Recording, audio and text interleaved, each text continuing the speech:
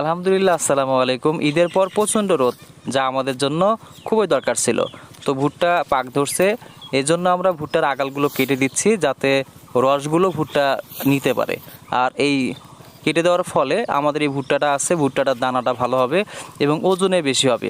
তাই যাদের ভুট্টাগুলো পাক ধরছে আপনারা আগাগুলো কেটে দিবেন, তাহলে ভুট্টার দানাটা আরও মজবুত হবে এবং ওয়েট বেশি হবে। তাই আমি ভুট্টার আগাগুলো কাটতেছি, আর এই আগাগুলো কেটে গরুকে খিলাবো। আর খিলানোর ফলে আমাদের যে পলের চাহিদাটা আছে সেটা কিছুটা মিটবে। আর এখন বর্তমানে যে পলের চাহিদা, সেক্ষেত্রে এই ভুট্টার পাতাগুলো অনেক উপকারে আসবে। তাই ভুট্টার পাতাগুলো কাটতেছি। একদিকে আমাদের ফসলের ভালো হচ্ছে, আরেকদিকে আমাদের গরুর পেট ভরতেছে। তো সব দিক দিয়েই মোটামুটি আমরা দেখলাম যে দেখেন কত সুন্দর ভুট্টা পাকছে। আর এরকম হলেই বুঝতে পারবেন যে আপনাদের ভুট্টা ঘরে তোলার উপযুক্ত সময় হয়েছে।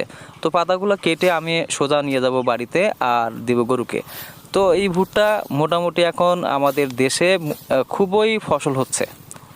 1 বিঘা জমিতে যেমন ধান হয় 18-20 মণ, আর সেখানে ভুট্টা হচ্ছে 35 থেকে 40 মণ। এতে ধানের আবাদ কম হলেও আমরা এতে লাভবান হচ্ছি। এরপর সোজা নিয়ে আসলাম আমার এই যে ভুট্টা পাতাগুলো গরুকে দেব। আর আমার মনে হয় যে এই ভুট্টা পাতাগুলোর জন্য আমার গরুগুলো অপেক্ষায় ছিল। দেখতেই পারতেছেন যে ভুট্টার পাতা দেখার পর ওরা কেমন করতেছে, মানে এত পরিমাণে ওরা এই ভুট্টা পাতাগুলো ভালোবাসে।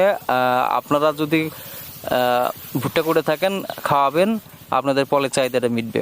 দেখতেই পারতেছেন যে প্রচণ্ড রোদ আর গরম, এরপরও ভুট্টা ঘরে তুলতে হবে আর কাজ তো করতে হবে, কাজের ওপর কোনো ওষুধ নাই। দেখেন গরুগুলো আমার কত সুন্দরভাবে খাচ্ছে।